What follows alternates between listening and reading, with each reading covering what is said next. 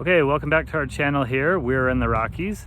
Our channel is about helping you enjoy your vacations in the Rocky Mountain area. We love the national parks, so we've started with a focus on Yellowstone and Grand Teton, and we'll move to some others. But if you want some tips on visiting these places, consider subscribing if this sounds interesting to you. I just returned from a trip to Grand Teton with my family. We went during the coronavirus time, during COVID-19. And so we wanted to share some observations that we had, some things that we learned, some tips for you if you're going to be going there this year during this coronavirus time, or who knows, maybe it'll last into next year. Here's a few things for you to know. And I have some notes that I'm going to reference here while I talk to help me remember. So number one, Grand Teton is being very sensible about how they're operating during coronavirus time. Yellowstone seemed a little hardcore. They had shut down restrooms and drinking fountains. Grand Teton has not. So I don't know why there's a difference between these two parks, but these things are open, which is nice. You can get water throughout the day if you need to, and you can go to the bathroom.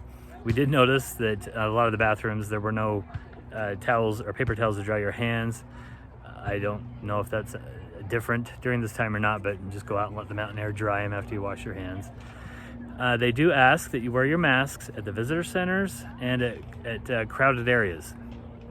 So when we took the boat from across Jenny Lake to Hidden Falls, they made us wear our mask while we were on the boat.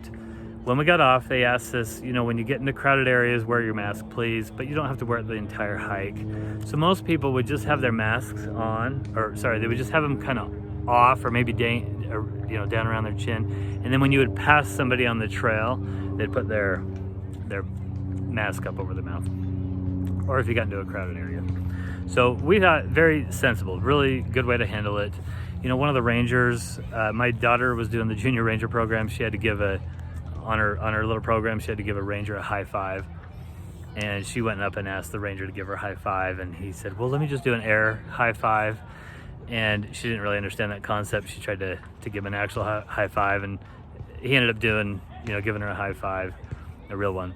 And so they were nice about it. They were decent. They weren't trying to shame anybody. So we liked the way they approached it. Okay, the second thing is to get to the places even earlier than you normally would have to.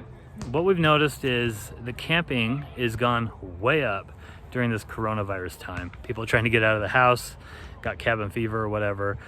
Some of the lodges in the campground are closed, so people are camping. And the campgrounds there are first come, first serve, so people are getting there way early in the morning to get a spot. We actually got there at 5 o'clock in the morning and waited in line for the campground to open at 8 to get a spot in the campground. It fills up basically when it opens, because when we were first in line, but by the time 8 o'clock rolled around, there were 45 RVs or trailers behind us waiting for a campground. Probably about 20 to 25 got in. The rest turned away.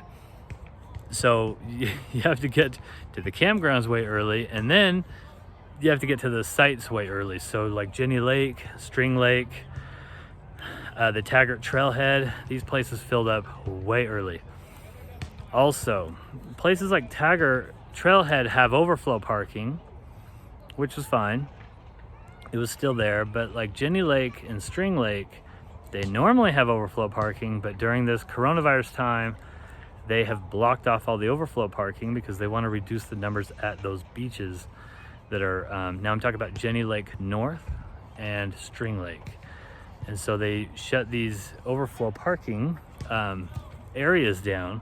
So if you don't get a spot, then you're pretty much done. And it filled up at 9:30 in the morning. That String Lake. String Lake is the most popular place to swim. And that filled up at 9:30 in the morning. So you got to get there way early. Okay. Some of the things that are closed are the Jenny Lake and Flag Ranch Information Centers. These are like visitor centers, but they're really kind of smaller little places. At Jenny Lake, though, there was a ranger out in front who could answer questions for us and do the junior ranger thing if we needed to. So There was a ranger there, but these places are closed. Also, the Lawrence Rockefeller Preserve is the building is closed, so where they have exhibits and stuff, that's closed. You can still park there. You can still walk to the waterfall and then hike up to Phelps Lake, but the building is closed. Let's see what else. We wanted to rent kayaks or canoes at Jenny Lake and do that with our kids. Can't do it, closed right now due to Corona. The ranger programs are all closed. They're not doing any programs this year in 2020. The junior ranger program is sort of closed. You can get a program from the ranger at the visitor center, the ones that are open, and they'll give you one to share among 2 kids. So one program for every 2 kids because they're running low. You can print your programs ahead of time like we did, and there's my daughter in the back. And so we had done that, so I didn't take any programs from them. I didn't want to use the resources, so we'd already done that. But when I talked to the ranger at the visitor center, he gave us the junior ranger badges, and he said just when you're done, it's kind of on the honor system, you can give your own child their badge. So they're not doing like a swearing in type of a thing. Okay, now the things that are open. The 2 big main visitor centers, the Craig Thomas Visitor Center on the south side and the Coulter Bay Visitor Center on the north side. These are both open, partially. A lot of the exhibits are closed, but you can go in there and you can talk to the rangers. You can go to the store and buy some things if you need to. But the exhibits are closed, and they have somebody standing outside there. That's, first of all, they're making you wear a mask, and then secondly, they only let a certain number of people into the visitor center at one time. So they're kind of counting the numbers in and out. So you might have to wait there for a minute before you go in. But again, pretty sensible approach, I thought. The Dormans area, that has like gas station, restaurants, things like that, that's all open, which is nice if you need to stop and get, fill up on gas or get some food or something like that, that's open.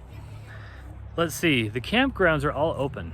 I already mentioned though that they fill very early. They're not taking any reservations. I don't think they normally do, but there's just first come, first serve, fill up way early in the morning, so you're gonna have to get there early.